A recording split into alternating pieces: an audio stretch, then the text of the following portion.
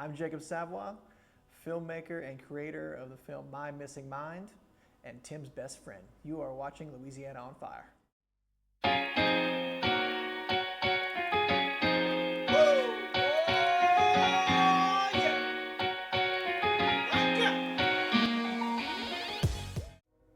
What's up, Louisiana? I'm Tim Davis, and you're watching Louisiana on Fire. And today we are doing an interview exclusively with a friend of mine from long ago, Jacob Savoie. We are at Cité des Arts, correct? Yes, sir. They're showing a movie about his life and the diagnosis that he actually had a few years ago. So we're gonna get into all that good stuff, man. Jacob, thank you for coming in town.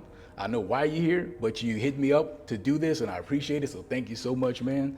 Really appreciate it, man. So we haven't caught up, man. It's time for us to catch up, man. So tell me right now, about yourself. Where you at right now? I know you're in Texas. What part of Texas are you in, man? So living and breathing and making a living over in Houston. Oh. You're good. You're good.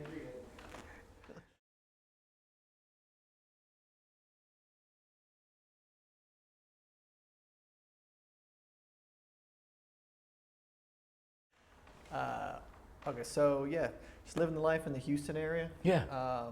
Selling products in the oil and gas industry. So, the Gulf Coast is just full of business these days. Yeah. But, Houston's got a lot going on, but you can't move too far from the family. So No, man. always coming back to Lafayette anytime we can. You know where home is at, man. I got family in Houston, Texas area and everything, but the food is not the same. I'm sorry to say, but the food's not the same. Is that something that you miss? Luckily, my wife is a hell of a cook. Yeah. So nobody makes better gumbo or jambalaya than her. There you go. We try the restaurants in Houston. Yeah. It ain't worth the money you got to pay Yeah. for it. Nothing's as good as home cooked Cajun food. There you go, bro. Hey, that's what it's all about, man. And look, man, I know we've grown up. Jacob and I graduated together, went to Carencro High together, class of 2003. Oh, three? And Jacob was actually, scholar athlete, all that good stuff, man.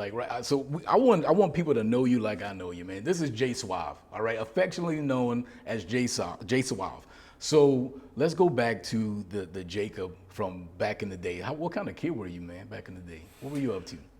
I was just one of the young kids in a big family, and you learn quickly what to do and what not to do. Yeah. So I used that very carefully and got into probably more trouble than any of my other siblings in high school. No, what? So, you were the troublemaker out of all of them.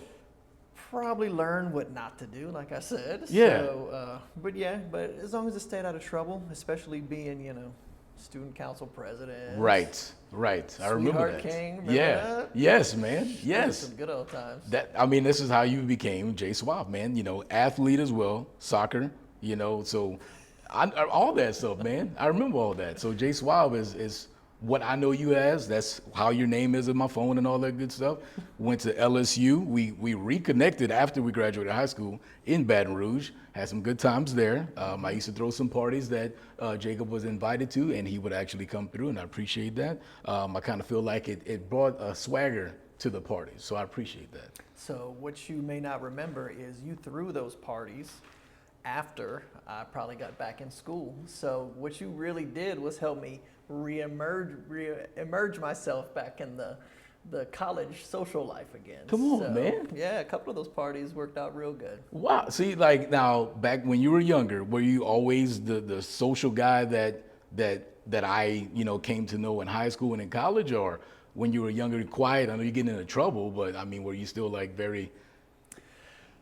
Yes, I was not a shy person. Yeah. That's for sure. Yeah. Even back in high school, whenever they would give me the mic at those pep rallies, there's nothing I Yes. love more than to shout out anything I wanted anytime with reason and no Right. curse words. No. But still Yeah, do it every you time. get in trouble for was that. That was a whole lot of fun. That was it, man. We had some good times back then, man. I want to say 2003. I'm sorry, that was the best class. Yeah.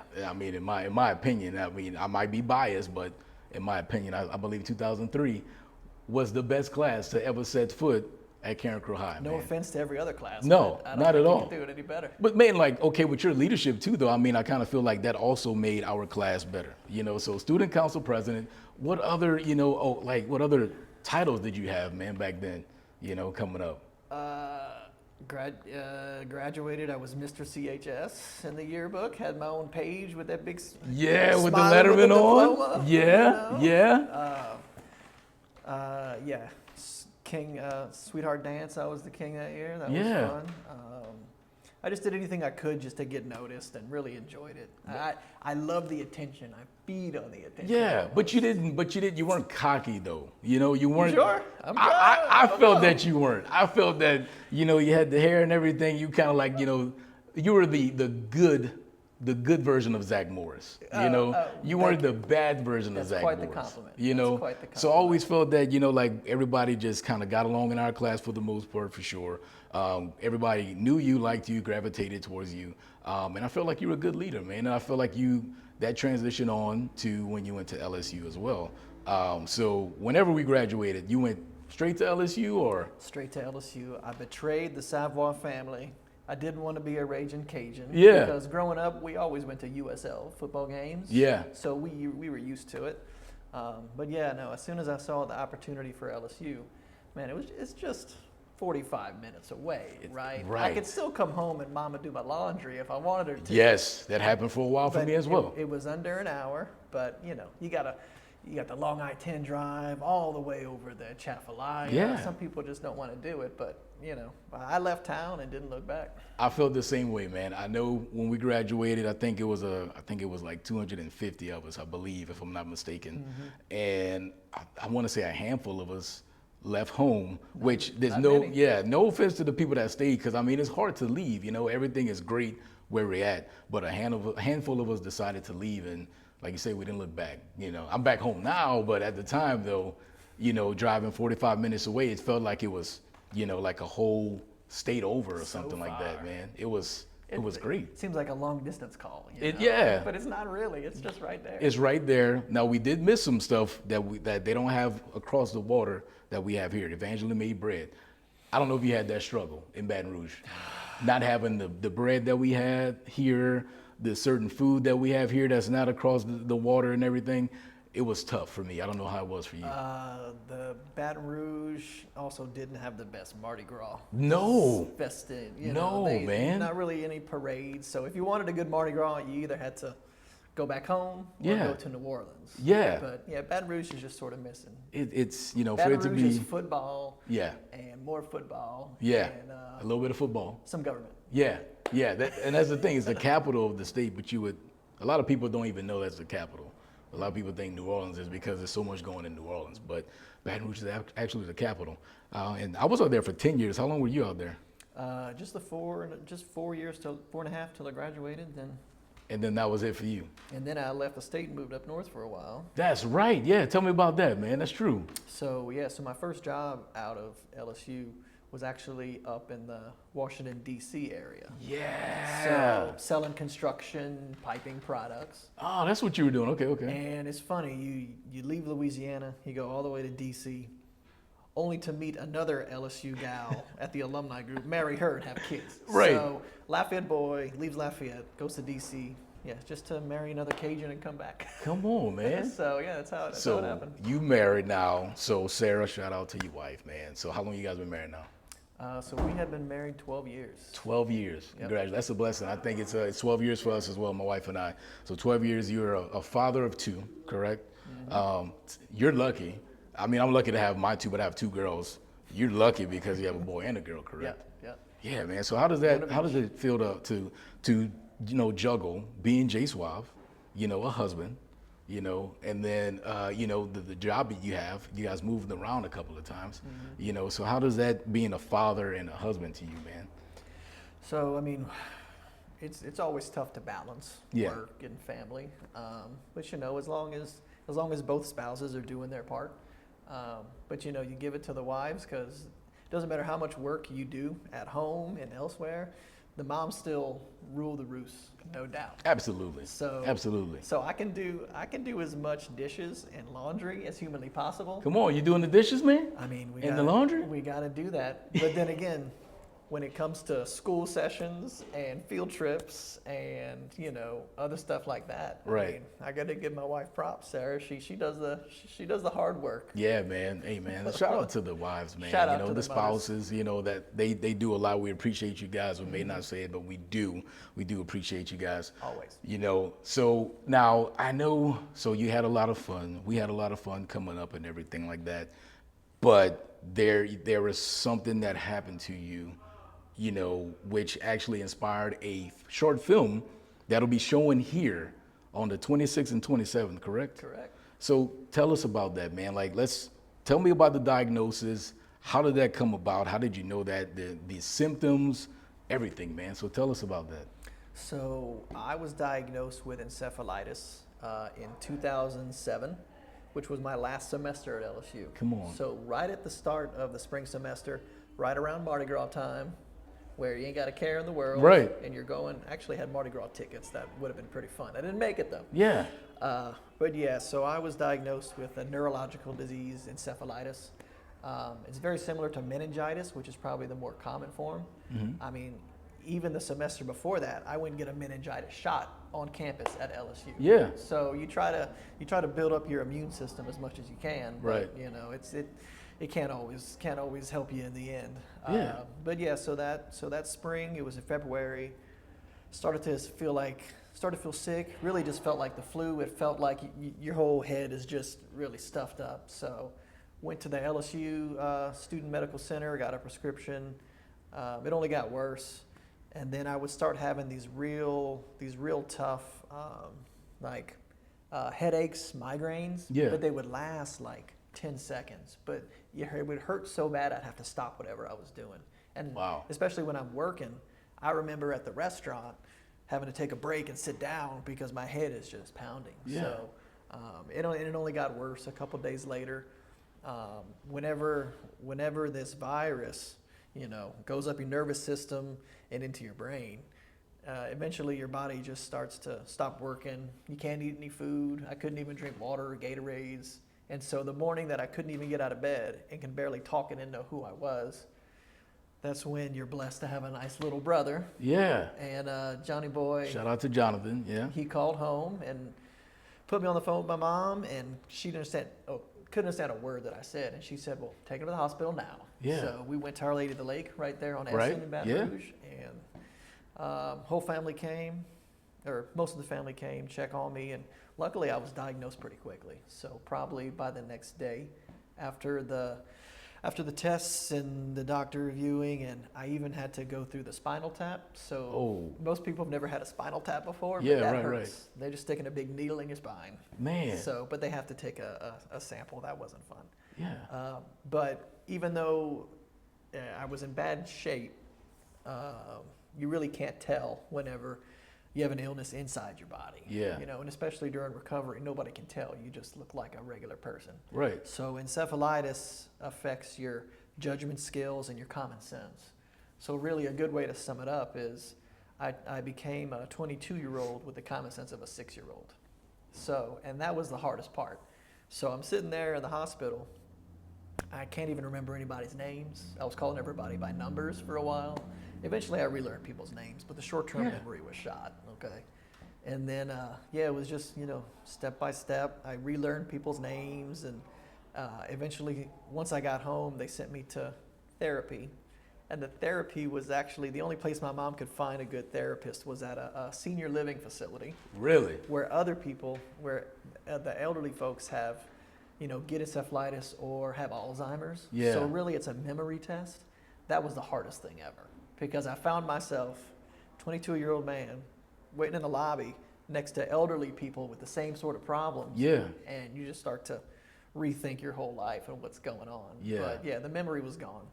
The short-term memory was horrible, and I was making a whole lot of bad decisions. So really what the worry comes to, if you survive, because encephalitis has a 30% fatality rate. Wow. So if you catch the symptoms early enough and you get to the hospital, once you make it, it's a whole lot of recovery.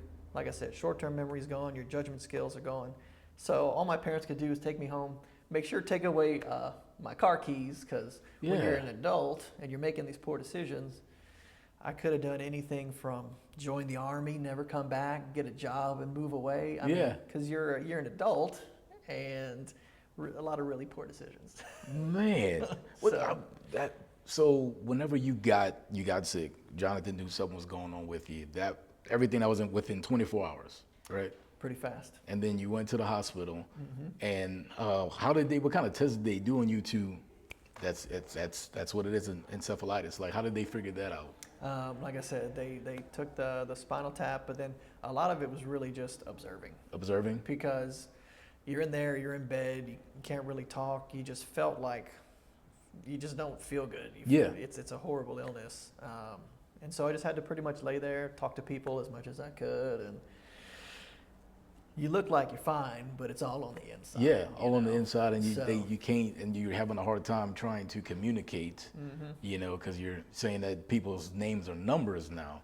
And whenever you start going through therapy later, you can't say the word that's right in your head. So you could point to something and say, hey, what's this? Or you pick up a water bottle, what's this called? I would say something like, oh, that's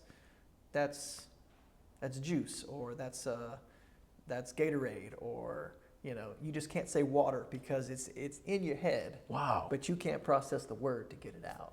It was just a crazy thing, and that really hurts, especially when you're doing therapy.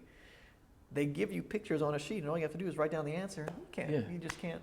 It's not connecting. Your brain processing is fried pretty much. So that's one of the things that happens when you have encephalitis. And so if it's diagnosed, you got diagnosed with that.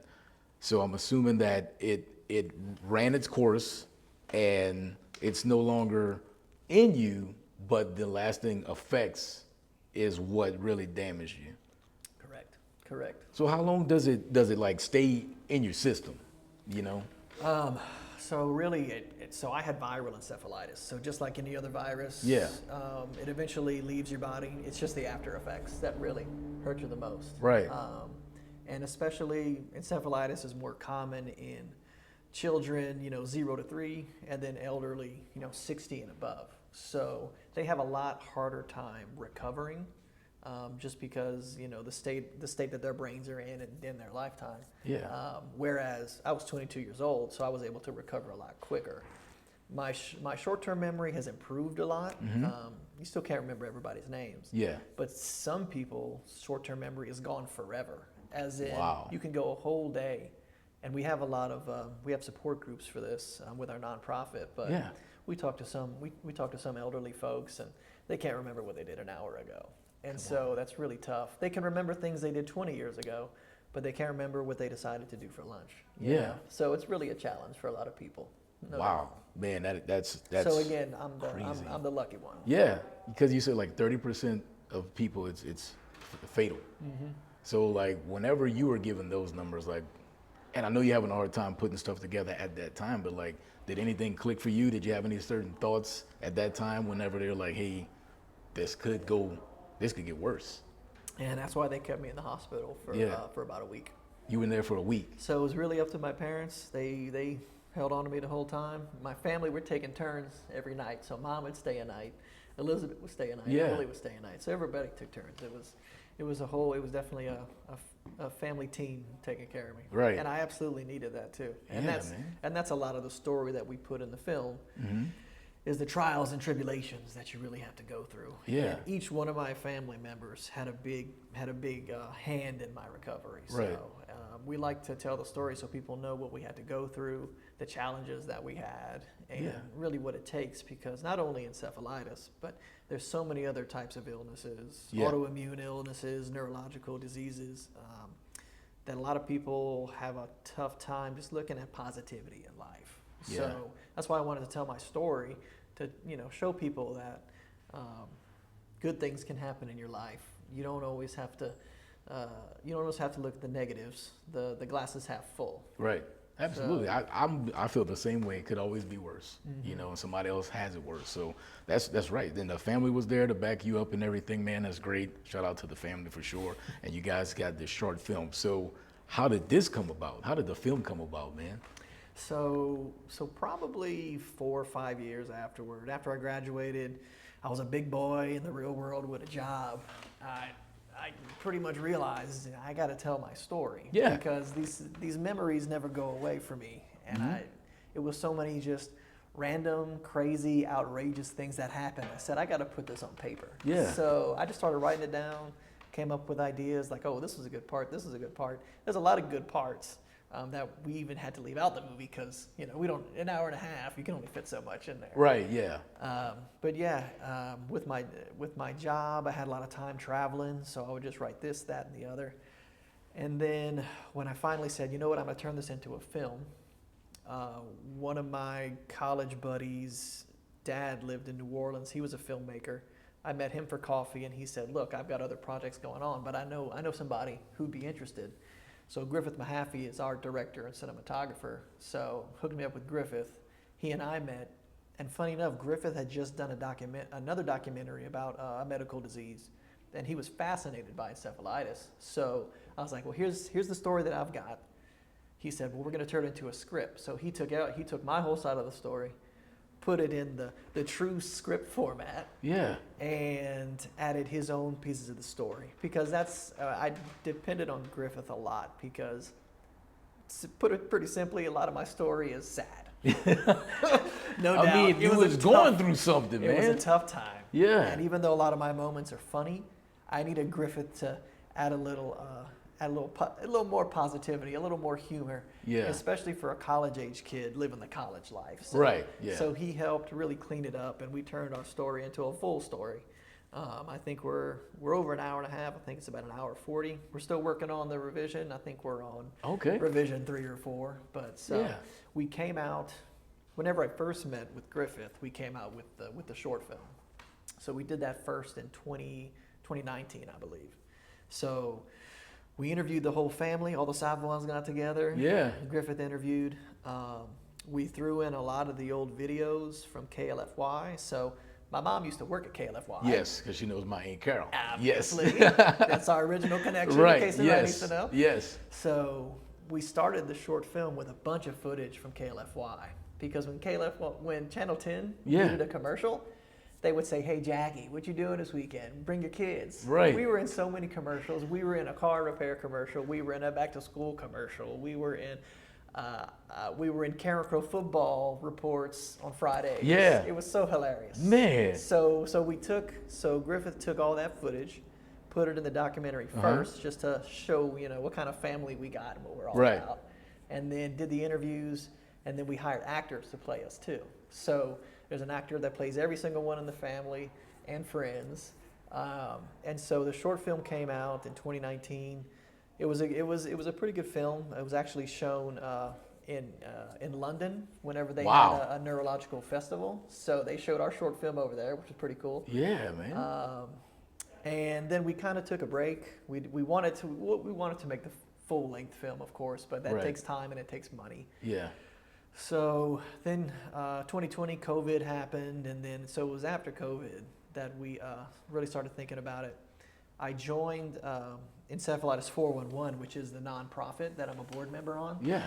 And they knew about the short film, and the more I talked to them about it, they said, look, your story is a great story. We want to tell everybody about it. So they said, here, we'll help fund the rest of the filming. Go out and do it. Yeah. So Griffith and I said, oh yeah, let's do this. Right. So we got all the old gang back together, the actors. That's what I was going to ask. Yeah, yeah. So we brought back all the same actors. We pretty much filmed the whole rest of the script, and that's how we did it. Man, that's amazing. So I gotta ask this though. So did you have a hand in picking who played you? Yes, I definitely did. Yeah. So you guys got to now did the other family members get to pick? Miss Jackie got to pick who? Nah. So you were involved. You were. I got this. I'll take care of that. It wasn't hard to find actors that looked like us. It was hard to find actors that could play us. So the actor that plays me, Tyler, we actually look very similar. We could be brothers. Yeah, I did. Yeah, I've seen him.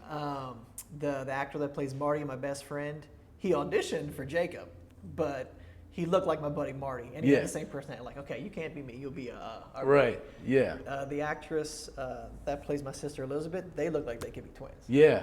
So it's real easy to find lookalikes, but they have to play a good part, and they really did. Yeah. Now, it is hard to keep hiring actors. My brother-in-law plays one of the actors. My brother Jonathan, he's got a few shots in there. Come I on. played a few roles. I actually played the police officer writing the ticket in the Wow. wreck scene. So, Yeah. So we had to throw in a lot of double feature actors. That's good, man. That's good. They were from here, the local area, or? Yeah, everybody was either from somewhere between Lake Charles to New Orleans. All right, that's good. All right, so they have, they can talk like us, all that good stuff. You didn't get somebody from like Vermont or nothing like that. Luckily, no. Okay, that's what I wanted to make sure of, man, because I'm like, you can't go all the way out, in the other states in like Wyoming to get somebody to play J Suave, who's straight out of Carencro. And making a film is interesting because there's one scene, a car wreck that took place downtown on Jefferson.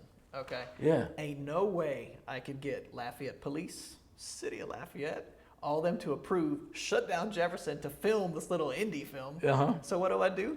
I call the mayor of Carencro. I'm be like, Mr. Glenn, you okay if we shoot downtown? Oh yeah, I'll send a compliment there. And you better believe we shot downtown, facing St. Peter's Church. And you better believe a Carencro cop came by a couple times.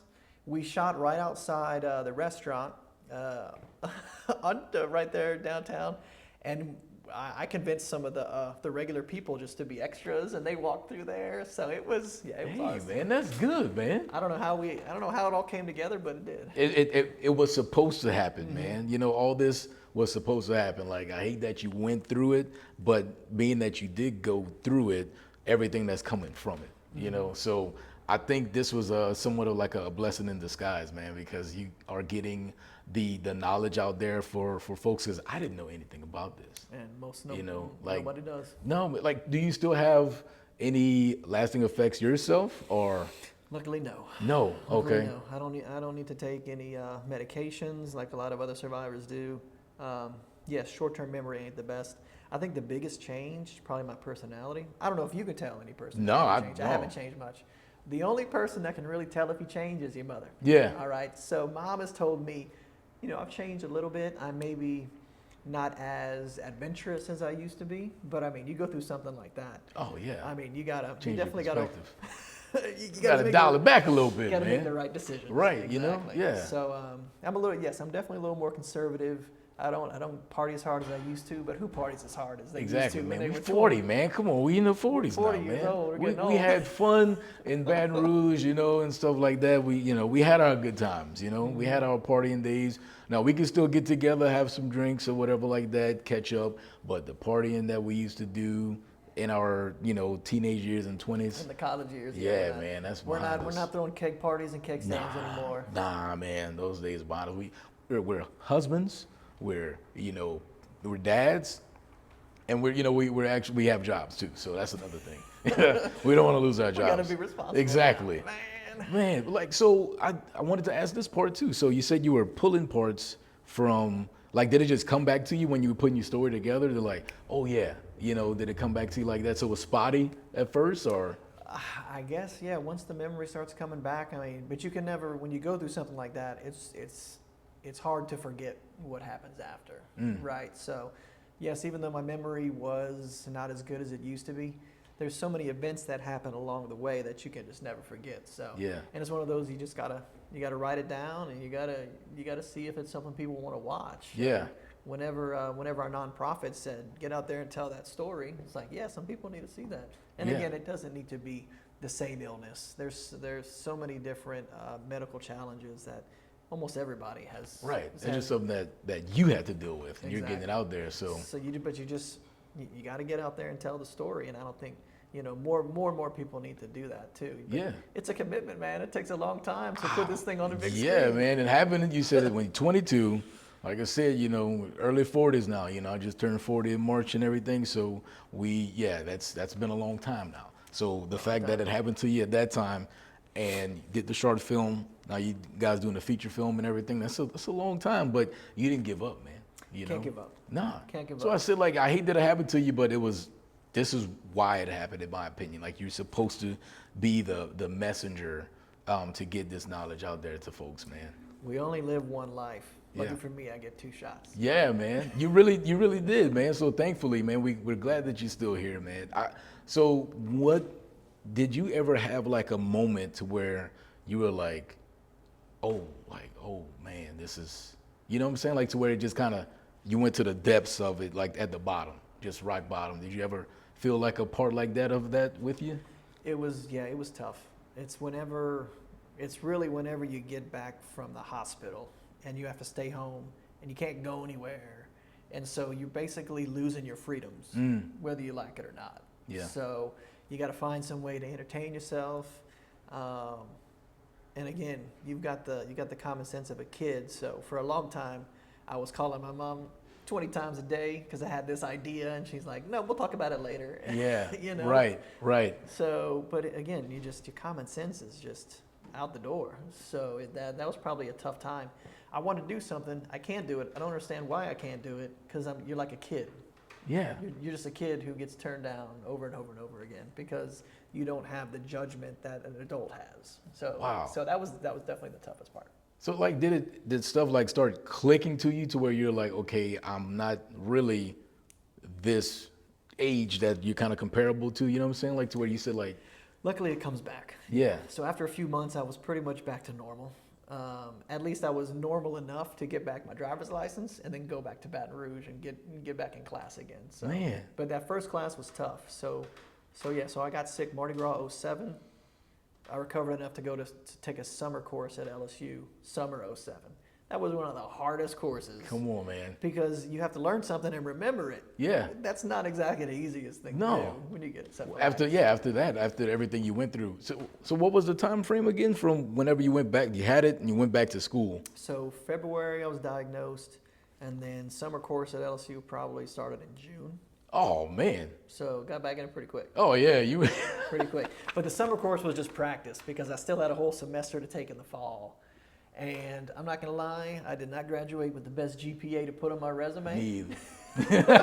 But I got it though. But we got it, exactly. I got that degree. No, my last semester was full of B's and C's, and I think I got a D, but I still passed. Yeah, so. right. Yeah, I think baby as well. I think mine was sociology, I believe, for the D or something like that. But we made it. It don't matter how we got there, we got there. We got there. You know, I went to Southern, he went to LSU. You know, both great universities and everything. And we got those diplomas on the wall. Yeah, man, exactly, man. Like, so I feel like for that, man, for me, even though I have my youngest, she's 4, my oldest is 9, but they see that and I want them to know. So I feel like you do the same with your kids, like everything you've been through. Mm-hmm. Like your kids know that. I know they know about the film, but like, do you talk about the kids know the story? I'll give them. I'll tell them some funny memories every now and again, but I don't. They're not even interested in the movie because it's a drama. It's a dramedy. It's a drama and a comedy. Yeah. However, for elementary and middle school kids, they don't care. Yeah. They're not really interested in it. So they could come watch, but they'll be bored out of their mind. They're gonna be bored. They don't know like I mean, hey, to me, you're a celebrity now, man, with this, man. Like your kids don't feel like I don't see a kid sitting through a Lifetime Lifetime movie. I can't even sit through a Lifetime movie, man. Exactly. Like, you know, but it is Christmas time right now, so I do like the Christmas movies. I can't lie, but the Christmas Lifetime, you can miss me with that, man. Mm-hmm. You can miss me with that. And I wanted to ask this part, so how was living, you went to DC. Was that the only place that you were at? Yeah, so DC, Baton Rouge, back to DC, now we're in Houston. Okay. Like, so what made you go to Houston? Was it work or you just like, I want to be back home? Because, I mean, DC is different from Louisiana. Yeah, it's work. Yeah. It's work. Whenever we moved back down from DC, Houston was the best opportunities. Yeah. Really. And we lived in Baton Rouge. My wife's from Baton Rouge. We had both the kids in Baton Rouge, but we just needed something different. We're city folk. Yeah. All right. So Houston's a nice place to be. Even though we live in the suburbs, ain't much going on there. No. You know, right. But I think that's how we did. We graduated LSU and we both moved up north, and that's where we met. So I guess we're officially city folk now. Well, I mean, I always felt that J Suave was like, you know, city folk. So I mean, it's cool. It makes sense. Yeah, it was destined for you, man. That's good, man. That's good. So so tell me about the showing here. So it's going to be on the 26th and the 27th, correct? Yep. What do you have the times or? So Friday, December 26th, we're having one showing, probably 7:30, I think, and then Saturday the two showings will be 5:30, 7:30. 5:30, 7:30, and then you said you guys already did something in London already. So you guys doing anything else like that? Overseas, other states, other cities, like? So not yet. Yeah. We're going the independent theater route. So it's. I feel like that's a grind, though, The man. film industry is a tough market to crack. And, Yeah. if you're not if you make a film and you don't have an A-list actor, or you don't have some contract with Netflix or Right. Warner Brothers, or you don't have an agent. I mean, why would I have an agent? I could barely live my real life. Man, you okay? J Suave, man. You should have an agent. In my opinion, you should have an agent. So we learned the hard way what it's like selling a film. Right. So the best way we could show these is with independent theaters like Cité des Arts, the Varsity over in Baton Rouge, and then Yeah. other independent theaters in Houston, Shreveport. But really, we want to show the film down south because this is a southern film. It's got Right. Louisiana written all over it. Nice. So that's who we're going to show it to. And Yeah. really, once we've shown it enough places and we're done with the big screen market, we will have it online for people to Yes. to get To be somewhere. able to stream it that way, yes. Because I was going to ask, in case they can't see it on the 26th or the 27th, or maybe at the Varsity when you guys get there, Mm-hmm. is there a different way to watch it? So you guys will be able to, they'll be able to have it access to it streaming wise. Yep. Okay. So And I think, if I'm not mistaken, I think I did read that you guys were asked to recast the film with the cast, but you guys were like, no. yes, so Griffith has his contacts in the Hollywood film industry, and they said, look, it's a good idea. If you want to make it big, you're going to have to, get more funding, make it a legit film, and get somebody famous. And Griffith's like, well, we like the people we have already, and I totally agreed with that. So we wanted to. It's amazing. We wanted to tell a true. We wanted to tell a true story with real actors, Louisiana actors. Yeah. Of course. Right. Not going to bring in somebody from Hollywood and have them try to blow that Cajun accent. That Yeah. ain't gonna work. Yeah, we don't want to do that, I'm not going to say no names. A former LSU coach, that try to do that type of stuff. Yeah. It's either you got it or you don't got it. Right. All Yeah. right? And all of our actors are nice South Louisiana folks, so we stuck with them. Yeah, that's good, man. I did see that. I was like, that's something that I felt that I can see that you agreeing on, like to where you were like, no, this is who we sticking with. So we got this, who we sticking with. We can't afford any of those big Hollywood stars. I mean, not yet, but I feel like even if you probably could, you'd be like, you know what? I think we're good where we're at. we were very happy with it. Yeah. We liked it. You see, that's good, man. I want to say this, man. I'm proud of you. I appreciate what you're doing here. Now, tell me this, though. So with the film, what is it that you guys would like people to learn from it? Not just, because like you said, it's not just that diagnosis, but like whenever somebody sits down and watch this film, what is it that you guys want the reaction that you would like to receive from the audience? So number one, we just want people to learn about encephalitis and what it does. It's so rare. All these families that have family members diagnosed, they don't know where to go or what to do. So we're trying to let people know that there is support they can get, especially with Encephalitis 411. So if it's encephalitis, if it's meningitis, if it's any neurological autoimmune disease, E411 we can definitely help. Yeah. So and that's the services we try to give. We do once a month support groups for survivors and caregivers. Wow. Because people have questions and they don't know where to go. Yeah. So that's the first thing, is just raise awareness. That's the main point of this film. And then second thing is it's just a dream come true. Right. I wanted to put this story out for people to see. So it was just one of my goals, and once you give me a goal, I ain't gonna stop. Yeah, man. I've been knowing you for years, and you've always been, that guy. So I understand that. I don't even know if I don't believe that I stated the name of the film, but it's My Missing Mind. My Missing Mind. Yeah, it is. Was that the name that you came up with yourself? I came up with that myself. Man, see, I had some other ideas, but My Missing Mind just sounded like the cleanest. it does. The cleanest. It's like like My Missing Mind. It's you remember it. Yes. And plus, when you come up with an idea, you got to Google it and make sure nobody else has Exactly. it. Because you don't want to get hit with any kind of trademark lawsuit. Yeah. So, no, yeah, we don't want that. Luckily, nobody had it. So I grabbed it. When you were going through the stories and coming up with that, how was the family? Like, were they kind of all open to it, or were they like, I don't want to open up old wounds. This is a tough time. I'm kind of hesitant to be open about this experience that we went through with you. I think they all contributed a little bit. Yeah. And it was more along the lines of, hey, I remember this happened. What else did you see? Or anything else? I mean, my siblings did say, hey, remember that time you did this? And I'd be like, oh, I forgot about that. Yeah, Let me write that down. Yeah. Right. But of course, Mom remembers everything, so she knows the good ones. Yeah, man, especially when you're going through something like that. So you did this, you got the film, everything is great. You're my guy, you know, and all that good stuff, but I still need to make sure that I understand if you can be trusted, though. So, being that you are from here and all that good stuff, and you went to Baton Rouge, and I'm not even gonna ask you a Baton Rouge question. I'm not even gonna ask that. But being that you're J Suave, I need to know if you can be trusted. So, how many emails, unread emails, do you have on your phone, sir? 0.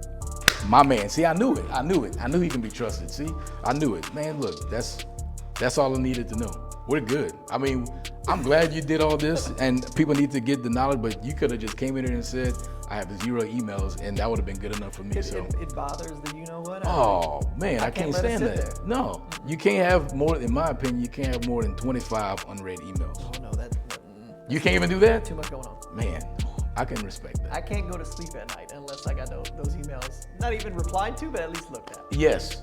See, you heard it here first. My Mindless Mind, Jacob Savoie, J Suave, he can be trusted. He's got 0 unread emails on his phone. There you have it. Done. Look, man, so I'm gonna wrap it up here, man. Let everybody know the name of the movie, where they can see it, all that good stuff, man. All right, so the name of the film is My Missing Mind, and we are debuting here at Cité des Arts the Friday and Saturday after Christmas. So come check it out either the 26th or the 27th. Tickets are on sale, so hope to see you here. You heard it, guys. Look, stay tuned also. We're going to be, the next time they have some other showings. I know he spoke of the Varsity. I know he's working on that, so we'll see. We'll see if we can get it back in London as well. We'll see if it's going to the bigger screens and everything, too. And if y'all do decide to, recast for one spot, let me know. I'll be available. So There is one spot you maybe just fill in there. Let me know if I got to, if I just got to push a cart or something or whatever it is, let me know. You okay? You want to hold a microphone? I can do it. I'll give you that. I'll be the best damn microphone holder you ever met in your life. Just letting you know. You let me know, man. But look, this is it. This is J Suave, Jacob Savoie, My Mindless Mind. I'm Tim Davis. I'll see you again. Catch you next one. Louisiana on Fire. Yeah, bro. That was good, though. Hell yeah. Yeah.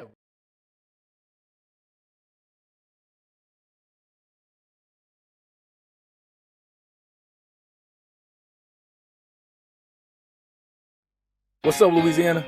Thanks for watching another episode of Louisiana on Fire. Make sure to like, subscribe, and share. Oh, and don't forget to hit that bell so you can be notified for the next episode.